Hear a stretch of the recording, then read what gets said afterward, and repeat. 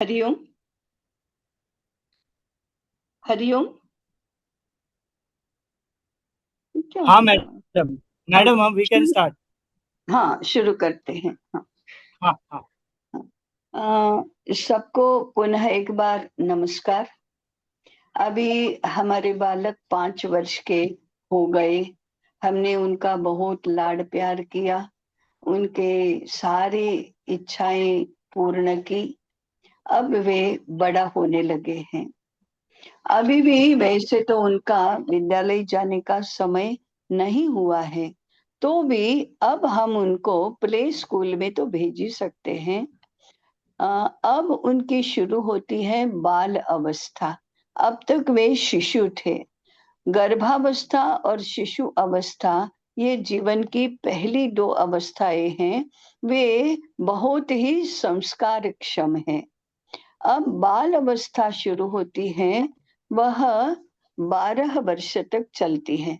तो हम इन 7 वर्षों का जो स्पान है, उसका विचार करेंगे। अब धीरे धीरे घड़ा बनकर कुम्हार के चाक से नीचे उतारा है। नीचे उतारने के बाद कुम्हार क्या सोचता है? क्या अब घड़े को वह प्रेम से कैसे बंद हाथ करूं? ही फेरता रहेगा? नहीं। वो क्या ऐसा चाहेगा कि मैं उसको छाया में रखूं? नहीं। वो क्या ऐसा चाहेगा कि इस घड़े को बहुत ही संभाल कर शोकेस में रखूं? नहीं। वो क्या करेगा? उस घड़े को भट्ठी में डालेगा, निभाड़े में डालेगा, अग्नि में डालेगा, अग्नि में पकने देगा। जब घड़ा अग्नि में डालकर पक जाता है, तब वह पानी भरने के काम में आता है। अगर दया आ जाती है कुम्हार को और वह छाया में उसको सुखाता है, उसको अग्नि की आंच भी नहीं लगने देता, तो वह घड़ा कच्चा रह जाता है। और कच्चा घड़ा क्या काम का है? उसको रंग रोगान करके, डिजाइन करके, पेंट करके शोकेस में रखो, उतने ही काम में आता है। नहीं तो फिर बाहर रखा और पानी भरा तो वो गल जाता है, टिचकी मारो तो वह फूट जाता है। ऐसे कच्चे घड़े कुम्हार कभी बनाता नहीं। कुम्हार जानता है कि घड़े को पक्का बनाना है, तो उसके साथ कैसा व्यवहार करना चाहिए। परंतु हमारे माता पिता नहीं जानते कि हमारे बच्चों के घड़े पक्के बनाने हैं, तो हमें उनके साथ कैसा व्यवहार करना चाहिए। अब वे धीरे धीरे बड़े हो रहे हैं। बड़े हो रहे हैं, तो उनको अनुशासन सिखाना चाहिए, उनको नियम पालन सिखाना चाहिए, उनको संयम करना सिखाना चाहिए, उनको आज्ञा पालन करना सिखाना चाहिए। और सबसे बड़ी बात है, उनको ना सुनना सिखाना चाहिए। देखिए, 3 वर्ष के 4 वर्ष के बालक को ना नहीं कहना है। अब धीरे धीरे ना सुनना भी सिखाना चाहिए। जो मन में आया वो करो, ऐसा नहीं करना चाहिए। इसको कहते हैं घड़े को पक्का बनाने की प्रक्रिया, माने बालक के चरित्र गठन की प्रक्रिया। ये आयु ऐसी है जब वो घड़ा भट्ठी में डालने से ही पकता है। ये भट्ठी कौन सी होती है? क्या वास्तव में आग में डालना है? नहीं, आग में नहीं डालना है। कौन सी आग है? तो यह नियम पालन की आग है। यह माता पिता का कहना मानने की आग है। अभी 6 और 7 वर्ष की आयु जो है, it's a period of transition. तो एकाएक 5 वर्ष पूर्ण हुए और दूसरे ही दिन से हमने नियम थोप दिए उनके ऊपर, ऐसा नहीं है। धीरे धीरे 2 वर्ष के काल में कभी उसके मन में है ऐसा करो, कभी ना कहो, कभी उसकी बात सुनो, कभी उसे अपनी बात सुनना सिखाओ। ऐसे द पीरियड ऑफ ट्रांजिशन हमने हाँ भी कहना, ना भी कहना, आज्ञा भी करना, उसकी आज्ञा मानना भी। हमने हमारी कही कही हुई बात वो सुने, ऐसा भी करना। कभी उसकी बात हम सुनेंगे, ऐसे भी करना। ऐसा धीरे धीरे धीरे उसे कहना मानने की स्थिति में लाना। उसके ऊपर थोड़ा नियम पालन, संयम आदि लागू करना, उसकी स्थिति में लाना। एकाएक नहीं बदलना, परंतु पीरियड ऑफ ट्रांजिशन है तो धीरे धीरे करके बदलना। अब उसके लिए नियम क्या है? तो जो सदाचार के नियम हैं वे हैं। तो सद्गुण और सदाचार सिखाने की यही आयु है। उसके ऊपर छोटे छोटे नियम क्या होते हैं, जो संयम है वो क्या होते हैं? सबसे पहला है स्वाद संयम। इसके छोटे छोटे नियम क्या है? घर में बना है वो खाना, वो रुचि से खाना। ये अच्छा नहीं लगता, वो अच्छा लगता है, ये नहीं खाऊंगा, वो खाऊंगा, यही खाऊंगा, ये तो बिल्कुल ही नहीं खाऊंगा, ऐसा नहीं करना। घर में जो बना है वो खाना, सब खाना, पेट भर के खाना। खाते समय तो थोड़ा सा खाकर उठ जाना, आधे घंटे में भूख लगी है, भूख लगी है करना, और फिर तुम बिस्कुट दो तभी खाऊंगा, मैगी दो तभी खाऊंगा, ऐसा करना ये बिल्कुल नहीं होना चाहिए। हाँ, बात ठीक है कि एकाएक नहीं हो जाता ये सब, परंतु धीरे धीरे धीरे करके उनको स्वाद संयम, खाने के बारे में ये जो नियम है वो लागू करने चाहिए। फिर थाली में जितना परोसा है उतना पूरा खाना। हाँ, एक तरफ ज्यादा परोसना भी नहीं, दूसरी तरफ परोसा हुआ पूरा खा जाना।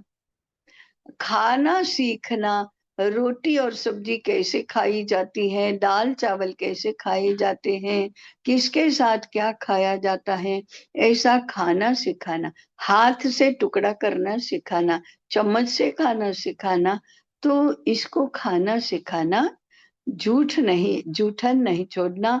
अन्न को पवित्र मानना, इसलिए अन्न को पैर न लगे ये देखना। अन्न की निंदा नहीं करना, उसके लिए जिद नहीं करना, ताने नहीं देना, तुमको तो खाना बनाना आता ही नहीं, तुमको यही खिलाती हो, ऐसा नहीं करना।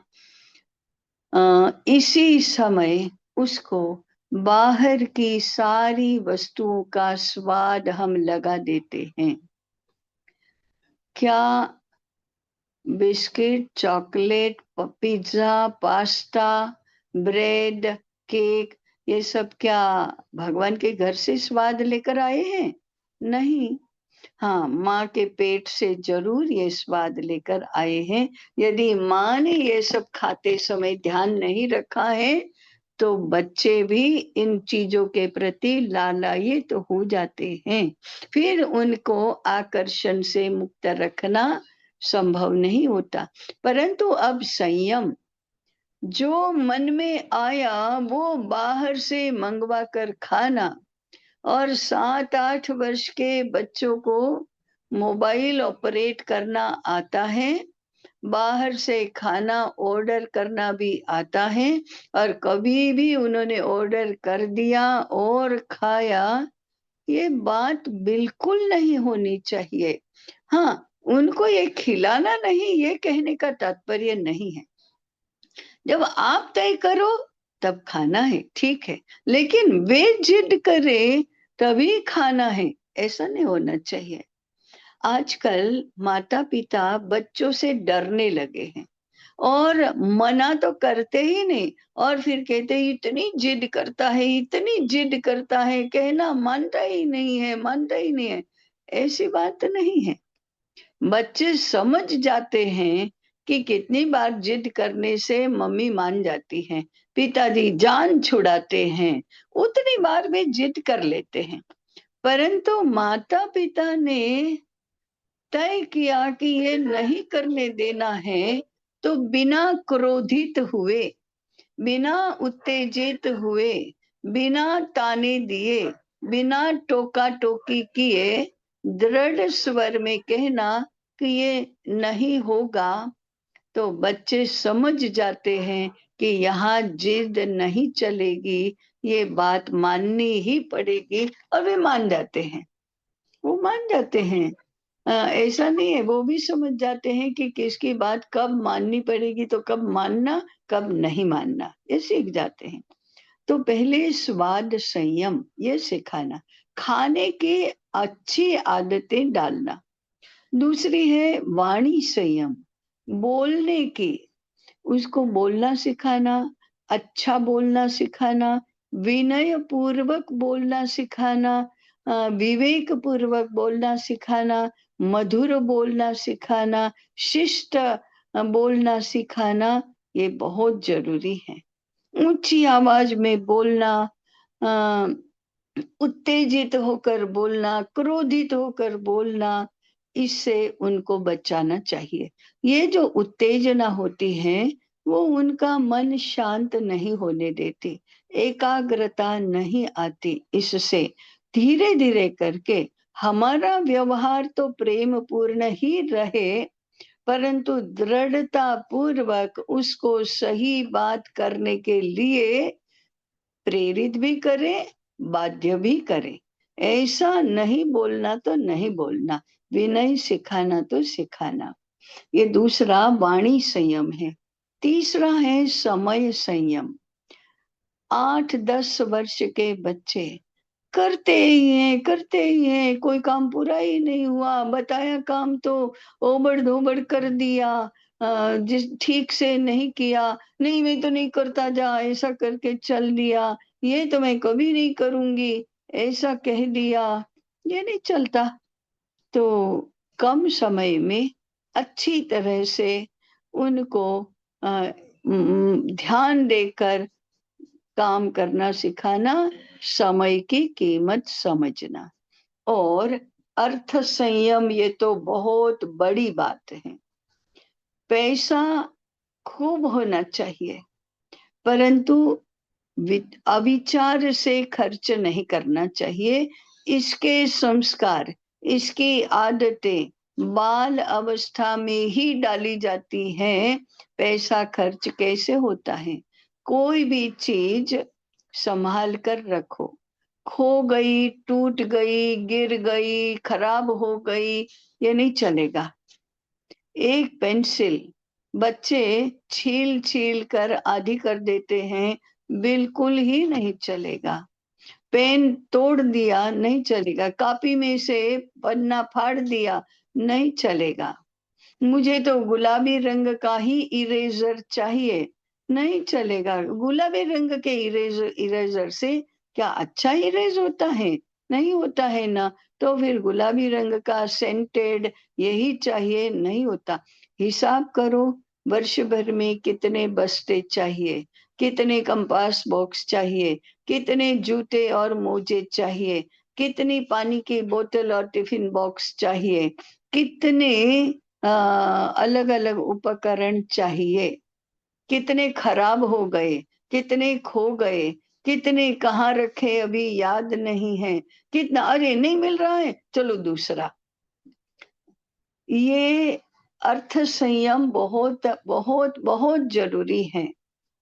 लाख रुपया कमाओ, परंतु खर्च करते समय आवश्यकता हो तो 1.25 लाख खर्चो, परंतु एक पैसा भी अनावश्यक नहीं खर्च करना चाहिए।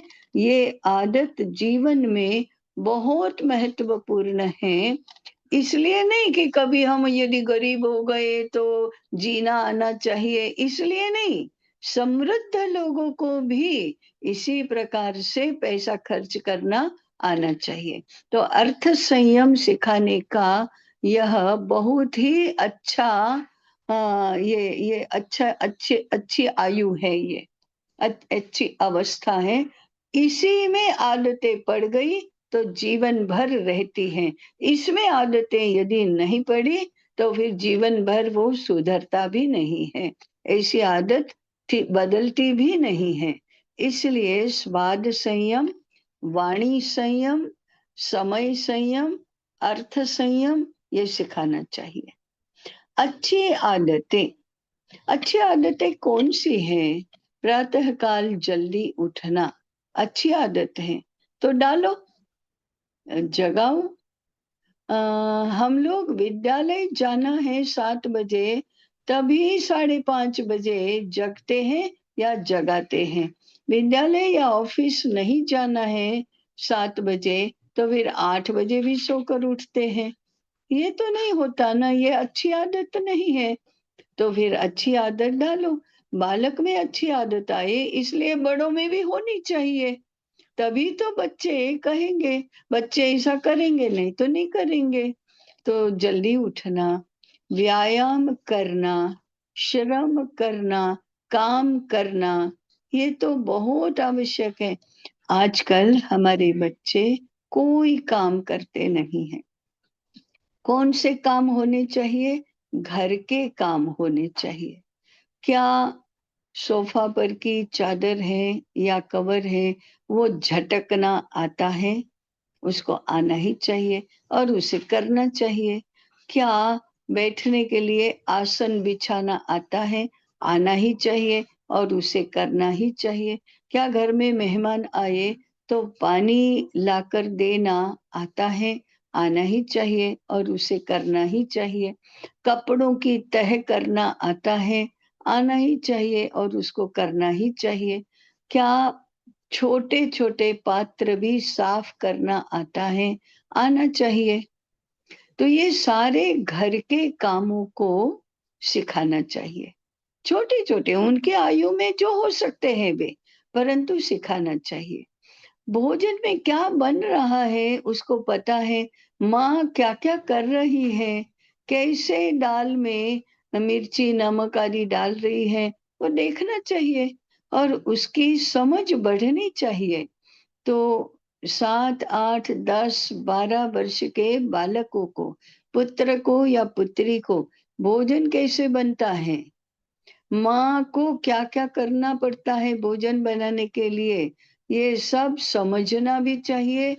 उसे सरोकार बढ़ना चाहिए और उसे माँ की सहायता करना आना ही चाहिए, पिता की सहायता करना आना ही चाहिए।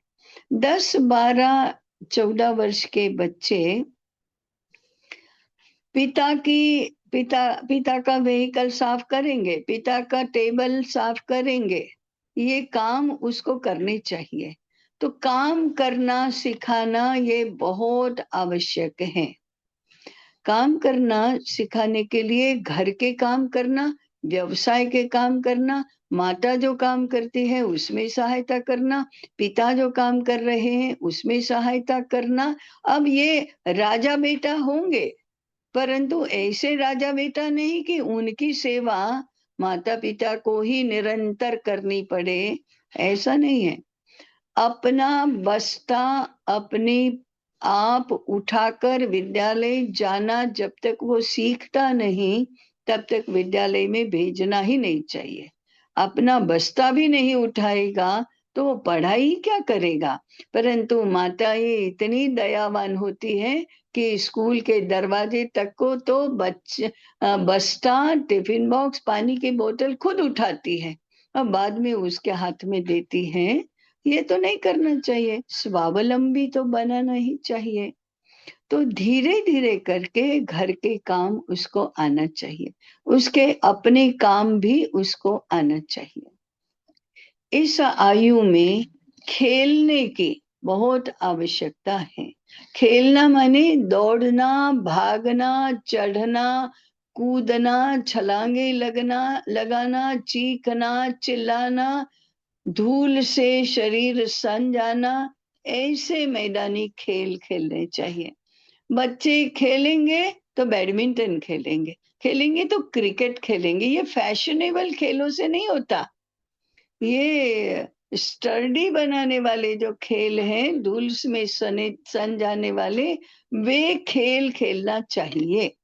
उससे शरीर के और मन के मैल साफ होते हैं। छोटे बच्चे माने आज जो माता पिता हैं उनके माता पिता की बातें याद करते होंगे या स्वयं भी भाग्यवान होंगे तो खेले होंगे कंचे खेलना, गेंद से खेलना। लड़कियां वो पांची के खेलती थी। ये सारे खेल हैं, वो एक तरफ तो निशानेबाजी के खेल हैं, मन की एकाग्रता के खेल हैं, हाथों को आंखों को साधने के खेल हैं। इसलिए उनको इस प्रकार से मानसिक एकाग्रता बढ़े ऐसे, और शारीरिक क्षमता, कुशलता, चपलता, दक्षता बढ़े, इस प्रकार के खेल खेलना चाहिए। इतने आयु के बच्चों को बिस्तर लगाना भी आना चाहिए, चादर बिछाना आना चाहिए, ये सब बर्तन अच्छे से कैसे रखे जाते हैं ये भी आना चाहिए, अपनी पुस्तकें जमाना आना चाहिए, घर में सब व्यवस्थित रखना आना चाहिए।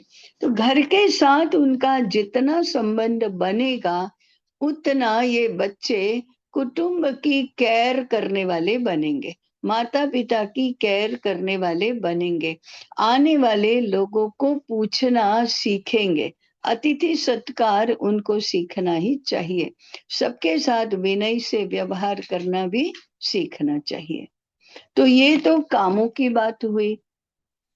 ये आयु है शरीर से काम करने की, कर्मेंद्रियों की और ज्ञानेंद्रियों की। इसलिए सीखना भी होता है तो हाथ से, पैरों से, वाणी से काम करके सीखा जाता है। ये पैसिव लर्निंग नहीं होता। ये तो विद्यालय के लिए भी याद रखने की बात है और घर में भी याद रखने की बात है। आजकल बच्चे गाना सुनते हैं, गाते नहीं हैं, गाते हैं तो इवेंट हो जाता है, खेल देखते हैं, खेलते नहीं हैं, खेलते हैं तो फिर कंपटीशन के लिए ही खेलते हैं, नाटक देखते हैं, करते नहीं हैं, वो भी कभी अवसर आया तो उसी के लिए इवेंट की तरह करेंगे। नहीं, उनको गाना आना चाहिए, उनको अभिनय आना चाहिए, उनको विभिन्न प्रकार से आवाज निकालना आना चाहिए, और यह रोज होना चाहिए। इस आयु में पढ़ने की आदत लगाना, पढ़ने की रुचि लगाना, जो बच्चे पढ़ने में रुचि रखते हैं, पुस्तकें उनके लिए प्रिय हैं, उनको पढ़ाई के पीछे पढ़ना नहीं पड़ता हमें, उनको ही वाचन का रस आ गया तो फिर अपने आप ही वे ज्ञान ग्रहण करने लगेंगे। और इसके लिए पुस्तकों के साथ प्रेम बढ़ना चाहिए, पुस्तकें पढ़ने की आदत बढ़नी चाहिए।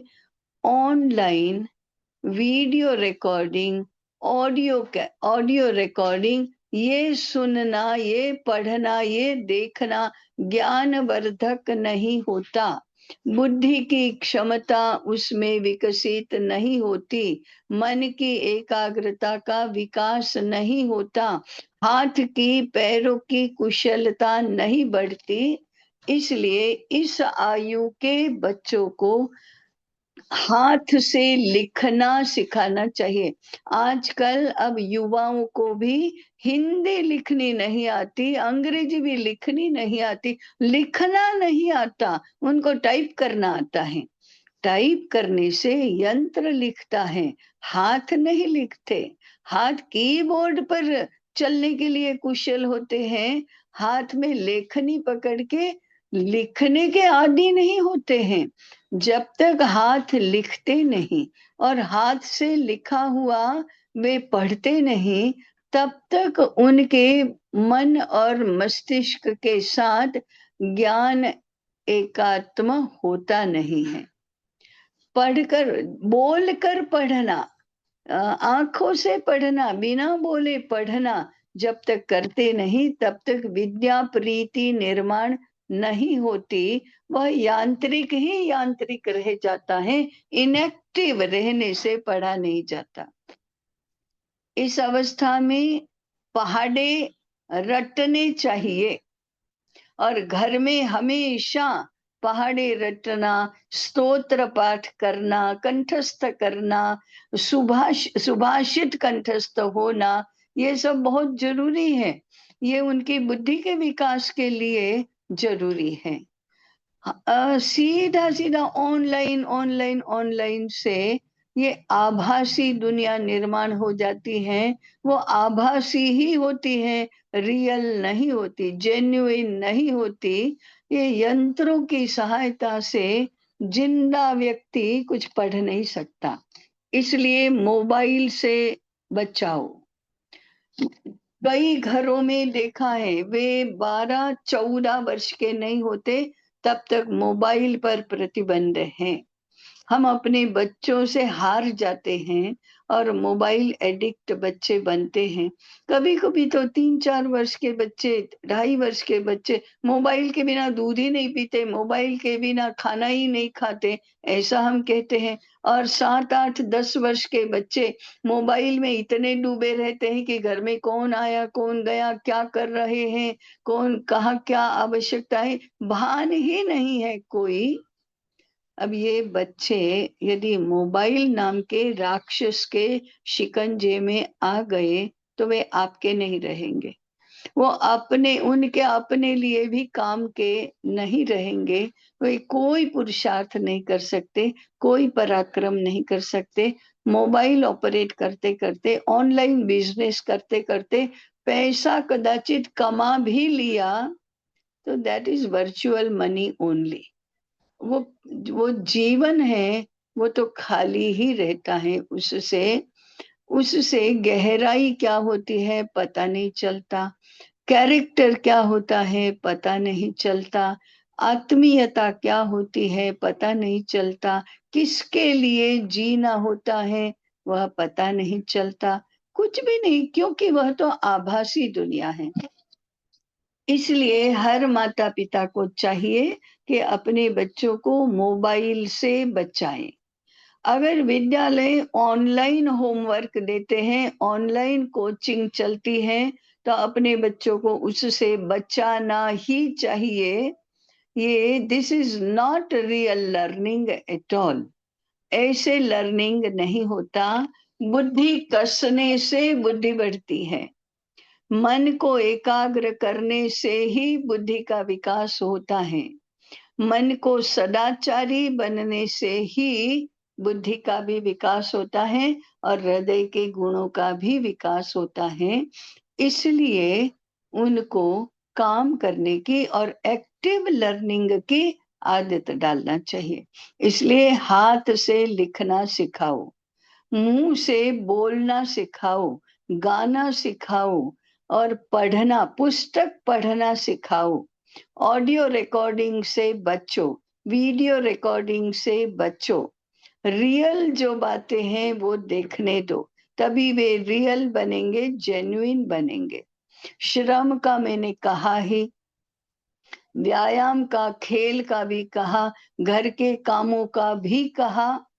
उसके बाद सेवा करना सिखाओ, बड़ों की सेवा करना, अपने बस्ते की सेवा करना, पुस्तकों की सेवा करना, मंदिर में भगवान की सेवा करना, पूजा करना, बड़ों की सेवा करना, वृद्ध दादा दादी की सेवा करना।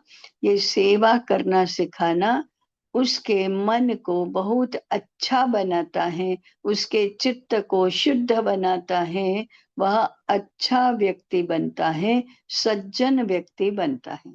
सेवा करना सिखाओ। क्या करेंगे? सेवा करेंगे माने क्या करेंगे?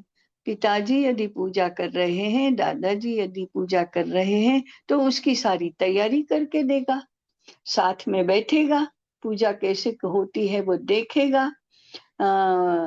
पिताजी या दादाजी यदि अपने स्टडी रूम में सब काम करते हैं, तो फिर पिताजी जब नहाने गए हैं तब पिताजी की टेबल साफ करेगा, सारी बातें व्यवस्थित रखेगा, दादाजी के पैर दबाएगा, उनके साथ बातें करेगा, उनके कपड़े व्यवस्थित रखेगा, जो भी आवश्यक है और जो भी वे कर सकते हैं वो सब करेंगे। सेवा करना, वृद्धों के साथ, बड़ों के साथ बैठकर उनके साथ बातें करना, ये भी बहुत बहुत बहुत लाभ करता है। तो ऐसा एक सुभाषित है, अभिवादनशीलस्य नित्यं वृद्धोपसेविनः। वृद्धों के साथ जो रहते हैं, उनकी बातें जो सुनते हैं, उनकी बातों में आनंद लेते हैं, उनकी सेवा करने में जिनको आनंद आता है, उनके उनके आयु प्रज्ञा यशो बलम, उनकी कीर्ति बढ़ती है, उनकी बुद्धि बढ़ती है, उनका बल बढ़ता है, उनकी आयु बढ़ती है। इसलिए इनको सेवा करना सिखाना चाहिए। उसके बाद पढ़ाई में उसको, ऐसा शास्त्र कहते हैं, 10 वर्ष की आयु में उस बालक का करियर क्या चुनना है वह तय हो जाना चाहिए। ये तय कौन करेगा? तय तो माता पिता करेंगे, शिक्षक उसमें मार्गदर्शक बनेंगे। बच्चे नहीं तय कर सकते, परंतु बच्चों के प्रकृति का परीक्षण करके उसका स्वभाव, उसका कौशल, उसका ज्ञान, उसकी रुचि, ये सब जानकर उसका करियर कैसा बनेगा इसका पता चलना चाहिए और वह निश्चित होना चाहिए, ताकि आगे की शिक्षा उसी प्रकार से बने। ये बहुत कठिन काम है, आज के समय में बहुत कठिन है, ये कोई करता भी नहीं है, परंतु करना तो चाहिए। तो कैसे करना चाहिए, क्या करना चाहिए, इसका खुद स्वयं चिंतन करना चाहिए और बाद में जानकारों से परामर्श करना चाहिए। ये भी एक बहुत बड़ा महत्वपूर्ण विज्ञान है, मनोविज्ञान है, सोशल सामाजिक विज्ञान है कि हर बालक को बड़ा होकर क्या बनना है। अभी क्या करते हैं, सब बच्चों को पूछते हैं, इसकी रुचि होगी वैसे करेगा, इसको जो मन में आएगा अच्छा लगेगा वो करेगा, उसका निर्णय है, उसकी स्वतंत्रता है। हाँ, स्वतंत्रता बहुत मूल्यवान है, निर्णय करने का अधिकार बहुत मूल्यवान है, परंतु निर्णय करने का निर्णय करने की क्षमता 16 वर्ष की आयु के बाद आती है। स्वतंत्रता 16 वर्ष की आयु के बाद का विषय है, अभी का नहीं। अभी वह माता पिता के अधीन है, अभी वह शिक्षकों के अधीन है।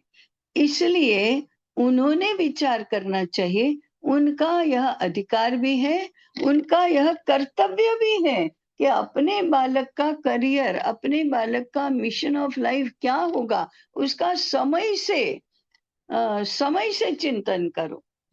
अभी क्या होता है कि हम पढ़ा पढ़ने के लिए तो 3 वर्ष की आयु में, 2.5 वर्ष की आयु में भेजना चाहते हैं, जल्दी करो जल्दी करो जल्दी करो ऐसा कहते हैं, लेकिन करियर का चयन करने के लिए जल्दी समय से करते ही नहीं है। अभी तो देर है, अभी तो देर है। युवा युवा ग्रेजुएट हो जाता है, फिर उसको पूछते हैं कि अब क्या करोगे, देखते हैं परीक्षा में कैसे नंबर आते हैं, देखते हैं अभी तो मास्टर्स करेंगे, देखते हैं अभी तो पीएचडी चल रही है, ऐसा करते हैं। ये कभी तय ही नहीं करते और फिर बाद में जो मिलता है वो करना होता है, या फिर बेतहाशा बिना सोच विचार किए जहां भी इजी मनी मिलता है उस करियर में जाता है।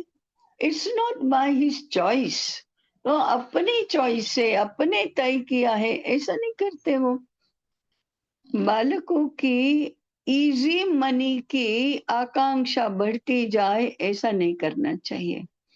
परिश्रम करके, पुरुषार्थ करके जो कमाया जाता है उसमें आनंद होता है। तो ये बाल अवस्था की कुछ बातें हैं। बाल अवस्था में और एक बात है, बाल अवस्था में प्रेरणा ग्रहण करने की क्षमता बहुत होती है, इसलिए उनको उपदेश सुनना, माता पिता से डांट भी खाना, माता पिता से प्रेरणा ग्रहण करना, ये सब उनको स्वाभाविक लगता है, उनके लिए ये बहुत आवश्यक भी होता है।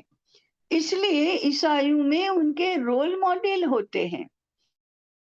तो रोल मॉडल अच्छे बने, इसके लिए अच्छे चरित्रों की कथाएं वे सुने, ऐसा करना चाहिए। किसके जैसा बनना है? तो हमारे महापुरुष, हमारे प्रेरणा पुरुष, हमारे ज्ञानी पुरुष, हमारे पराक्रमी पूर्वज, उनकी कथाएं उनको बहुत सुनाना चाहिए। आजकल ऐसा नहीं होता, तो ये होना चाहिए। उससे उनको प्रेरणा बहुत मिलती है और वे वैसा बनना चाहते हैं। इस समय उनके रोल मॉडल, उनको शिक्षक कहते हैं वो मानने की बड़ी इच्छा होती है, माता पिता कहते हैं वो मानने की बड़ी इच्छा होती है, परंतु हम ही उनको मनमानी करने के लिए प्रेरित करते हैं। ऐसा न होकर माता पिता ने अपना दायित्व समझना चाहिए कि जो उसके मन में आए वो न करने दो, जो उसको करना चाहिए उसमें उसका मन लगे, ऐसा बनाओ।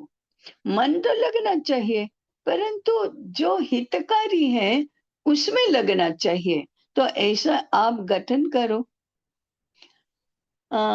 उसको और एक बात है, अपने समाज के बारे में, अपने देश के बारे में ज्ञान होना चाहिए। हम भारतीय हैं, हम भारतीय होने में गर्व और गौरव का अनुभव करते हैं। ये इस स्थिति में आना चाहिए। इसलिए भारत के बारे में बताना, भारत की कला कारीगरी, भारत की ज्ञान विज्ञान के क्षेत्र की उपलब्धियां, भारत का इतिहास, भारत के हमारे पराक्रमी पूर्वज, भारत के राजा महाराजा, भारत के वैज्ञानिक, भारत के कलाकार कारीगर, भारत के पर्वत, भारत की नदियां, भारत की वृक्ष वनस्पति, भारत के पशु पक्षी प्राणी आदि का परिचय होना चाहिए। माने हमारा एक सूत्र है, भारत को जानो। हम अपने देश के बारे में लगभग कुछ नहीं जानते हैं, जो जानते हैं वह उल्टा जानते हैं। इसलिए सही सही अर्थ में भारत को जानो। हमारे यहाँ कैसे कैसे वैज्ञानिक हुए, हमारे यहाँ कैसे गणितज्ञ हुए, कैसे खगोल विज्ञानी हुए, कैसे कारीगर हुए, कैसे कलाकार हुए, कैसे संगीत जानने वाले हुए, कैसे राजा महाराजा सम्राट हुए, इन सब के बारे में उनको जानना चाहिए। दूसरा है भारत को मानो। भारत ही गर्व करने लायक देश है, भारत के जैसा विश्व में और कोई नहीं है। हम जगत का भला चाहने वाले हैं, हम विश्व को सही सही जीवन जीना सिखाने वाले हैं। इसलिए विश्व हमको गुरु मानता आया है। आज हम विश्व गुरु बनने की बात न करें, परंतु ऐसा पराक्रम करें कि विश्व को हमारे पास आना पड़े। इसकी चाह, इसकी प्रेरणा इस आयु में बालकों के मन में जगाना चाहिए, क्योंकि यही उनकी सद्गुण सदाचार इम्बाइब करने की, सीखने की अवस्था है। यही उनके चरित्र को मोल्ड करने की अवस्था है। इसलिए उनको ये सारी बातें बताना चाहिए। ऐसा करने से उनका विकास अच्छी तरह से होता है।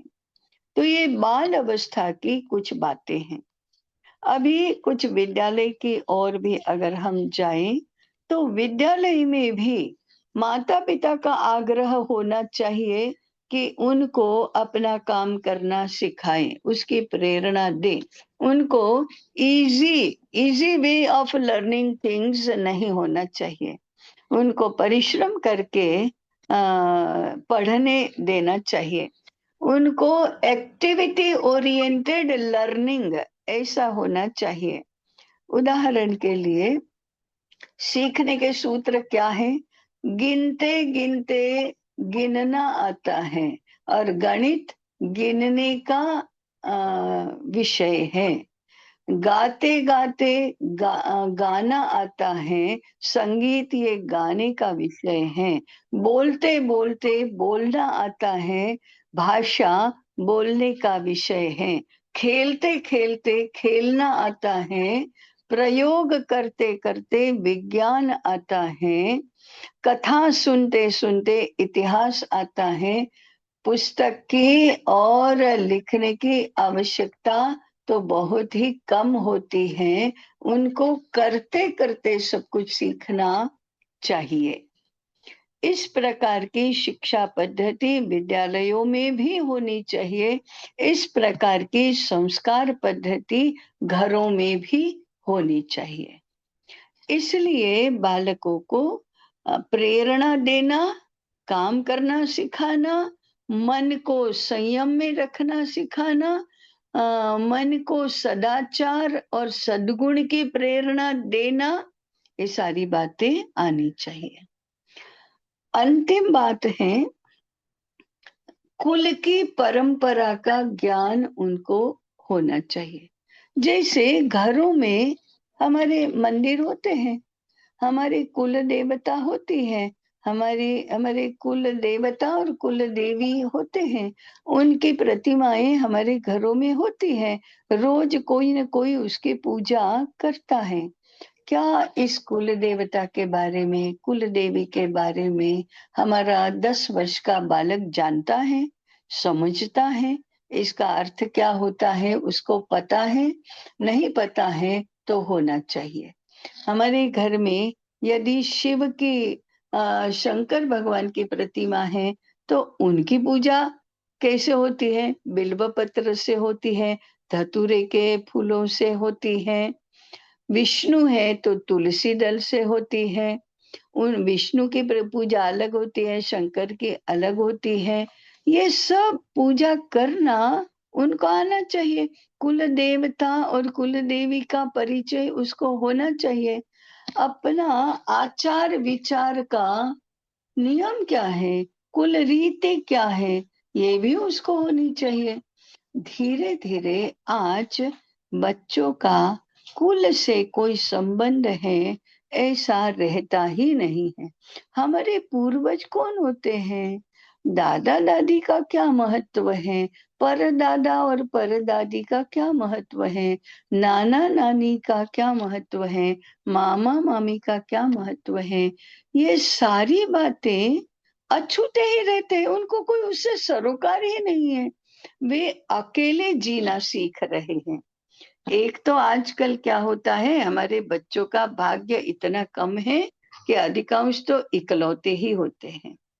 इकलौते होने के कारण से उनको भाई किसको कहते हैं, बहन किसको कहते हैं, इसका अनुभव ही नहीं है। कहीं कहीं तो दूसरी पीढ़ी ऐसी होती है, तो चाचा नहीं, मामा नहीं, बुआ नहीं, मासी नहीं, ये क्या होता है फिर?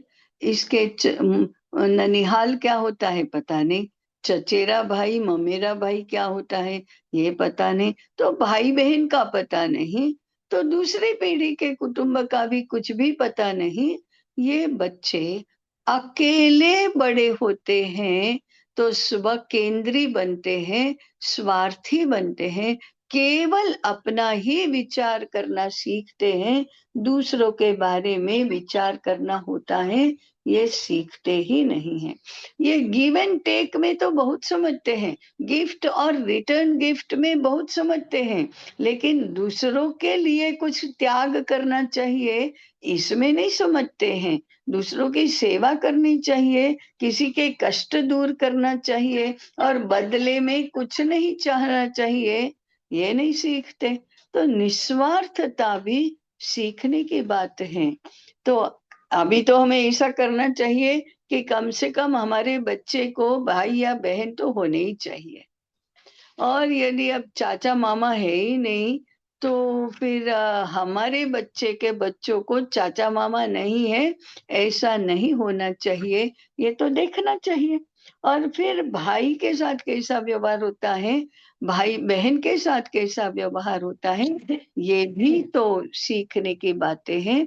इससे हम अपने बच्चों को वंचित न रखें, यह देखना हर माता पिता का कर्तव्य है। तो घर में माता पिता बनना ये ऐसे तो आते जाते में नहीं हो जाता, ऐसे तो एक्सीडेंटल नहीं हुआ जाता। तो बात यह है कि एक्सीडेंटल पेरेंट्स तो नहीं बनना चाहिए, मैकेनिकल पेरेंट्स नहीं बनना चाहिए, आउटसोर्स करने वाले पेरेंट्स नहीं बनना चाहिए। सब कुछ पैसे से मिलता है ऐसा मानने वाले पेरेंट्स नहीं बनना चाहिए। स्वयं नहीं है ऐसे हमारे बच्चे बने, ऐसा सोचने वाले पेरेंट्स नहीं बनना चाहिए।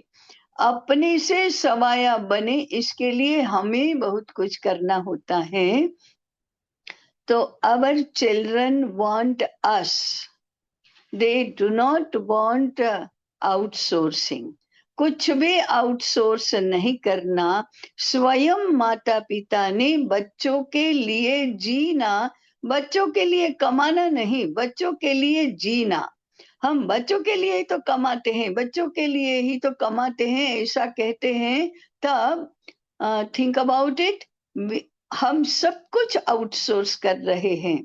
बच्चों का जन्म बाहर होता है, बच्चों का संगोपन बाहर होता है, बच्चों के लाड प्यार बाहर की वस्तुओं से होते हैं, बच्चों का गाना खेलना सीखना सब आउटसोर्स होता है, बच्चों का संस्कार भी आउटसोर्स होता है। हम तो संस्कार केंद्र में भेजना चाहते हैं, हम संस्कार करना नहीं चाहते। हम सद्गुण सदाचार सिखाने वाले केंद्रों में भेजते हैं, हम कहानी सुनने के लिए भी बाहर ही भेजते हैं। तो सब कुछ यदि आउटसोर्स करने लगे तो बच्चे हमें उनका अपना नहीं मानते। जरा थोड़े बड़े होने दो, अपने पैरों पर खड़े होने दो, अपनी कमाई करने दो, फिर आपको कोई नहीं पूछेगा आपकी जरूरत ही क्या है। उनके पास पैसा है, उनके पास करियर है, आपने उनके लिए पैसा ही खर्च कर दिया ना, और क्या किया। You give yourself to them. They want you, not your money. आपका पैसा नहीं चाहिए उनको, आप चाहिए होते हैं। तो सारी कुछ परीक्षा इसी बात में है कि हम अपने आप को अपने बच्चों को कितना देते हैं। कमा कमा कर पैसे से खरीदा जाने वाला उनको नहीं चाहिए, उससे बालकों का विकास नहीं होता, उनके चरित्र का निर्माण नहीं होता, उनके चरित्र का गठन नहीं होता। वे अपने बच्चे नहीं होते हैं, वे केवल उनके अपने ही होते हैं। We isolate them from family, we isolate them from home, we isolate them from their parents। ऐसा तो नहीं होना चाहिए। इसके लिए हमें विचार करना चाहिए। फिर से मैं कह रही हूँ, एक सेशन सुनने से बहुत कुछ नहीं होता, और आज के दोनों सेशन सुनने के बाद तो आपके मन में प्रश्न ही प्रश्न निर्माण होने वाले हैं, आशंका ही आशंका निर्माण होने वाली है। ऐसा तो कैसे हो सकता है, ऐसा ही लगने वाला है। माता पिता बनना सीखना चाहिए, वही निरंतर प्रक्रिया होनी चाहिए। माता पिता बनने से पहले ट्रेनिंग लेनी चाहिए, माता पिता बनने के बाद भी सीखना शुरू ही रहना चाहिए, और अपने बच्चों के साथ में रह रह कर भी सीखना चाहिए, उनसे भी सीखना चाहिए, और अपने से अपने बच्चों ने सीखना चाहिए। मैंने बहुत ही संक्षेप में सूत्र रूप में, आप नहीं चाहते होंगे ऐसी भी, या नहीं अपेक्षा करते होंगे ऐसी बातें भी बताई हैं। कल हम इसके विषय में प्रश्नोत्तरी भी करेंगे। 12 वर्ष के बाद विवाह होने तक के अपने बच्चों को हमें कैसे सिखाना चाहिए, कैसे उनकी सहायता करनी चाहिए, इसके बारे में कल बात करेंगे। आज अभी मैं यहाँ पूर्ण करती हूँ। सबको बहुत बहुत नमस्कार, और इतना सुन लिया इसलिए धन्यवाद।